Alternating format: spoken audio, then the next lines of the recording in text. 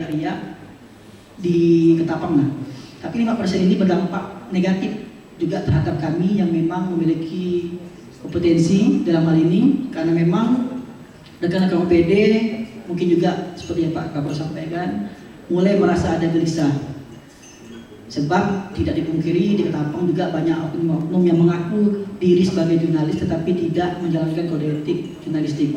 Mungkin kita sama-sama paham juga banyak berita-berita yang berseliweran di medsos yang dibuat oleh orang yang mengaku jurnalis tetapi amat sangat jauh dari kata jurnalistik. Bapak-bapak mungkin bisa lihat bagaimana penggunaan kata-kata yang menurut kita sama-sama mungkin tidak layak untuk dipublis. Kata garong, kata rampok, begal uang, dan lain sebagainya. Nah, untuk itu hari ini saya ingin menyampaikan bagaimana perkembangan pers di Ketapang. Saat ini memang perkembangan pers semakin pesat di Ketapang. Untuk media cetak saja saat ini sudah ada 3, media elektronik, televisi ada 3, dan yang paling dominan adalah media online. Media online ini semakin mudah, semakin berkembang karena memang sangat mudah membuat media online, Pak. Kawan-kawan cukup punya dana 3-5 juta bisa buat website. Kemudian bisa membuat kartu pers sendiri di fotokopi yang ada di Ketapang.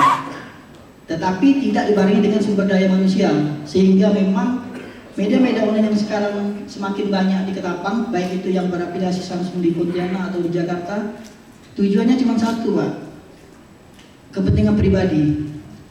Kepentingan pribadi dalam hal terkait hak jawab. Selama ini banyak yang selalu menafsirkan, kawan-kawan yang mengaku dirinya sebagai jurnalis menafsirkan bahwa hak jawab itu diberikan kepada orang tetapi dengan imbalan. Mereka membuat suatu berita tanpa konfirmasi, kemudian memberikan ruang untuk hak jawab. Tetapi hak jawab itu diberikan kalau seandainya pihak yang berkaitan mampu membayar. Sedangkan di peraturan etik jurnalistik sendiri, hak jawab itu diberikan kepada perorangan, organisasi yang merasa dirugikan oleh produk jurnalistik yang dianggap melanggar etika jurnalistik. Dan itu dimuat secara profesional dan proporsional. Artinya dimuat seperti halnya pemberitaan di awal, tanpa biaya spesial pun, Pak.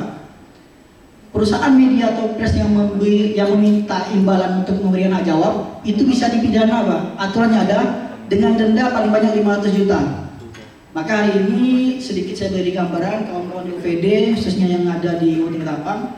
Ayo kita sama-sama berani lah. Ketika kawan-kawan di OPD mungkin merasa takut dengan yang orang mengaku sebagai jurnalis, maka ini yang membuat kawan-kawan yang debat-debat adalah bodrek atau abal-abal semakin subur di Ketapang. Mereka merasa, oh, pemerintah daerah agak acuh atau pemerintah daerah tidak berani dengan mereka. Padahal jelas kami di AJK siap mendukung pihak kepolisian untuk memproses pihak-pihak yang mengaku diri sebagai jurnalistik tetapi tidak menjalankan kode etik jurnalistik. Jadi jangan ada takut lagi, Pak.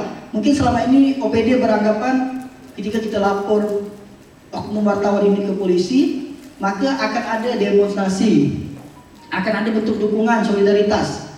Jadi itu kami lakukan kalau memang kami menjadi korban kriminalisasi, Pak. Tetapi kalau ini memang murni bukan sengketa pers, maka kami pastikan kami akan mensupport secara penuh aparat kepolisian, pihak-pihak yang dirugikan untuk melaporkan ini ke Dewan Pers dan juga ke Polres Ketapang. Seperti yang Bapak Kapolres sampaikan bahwasanya ada 4 kategori wartawan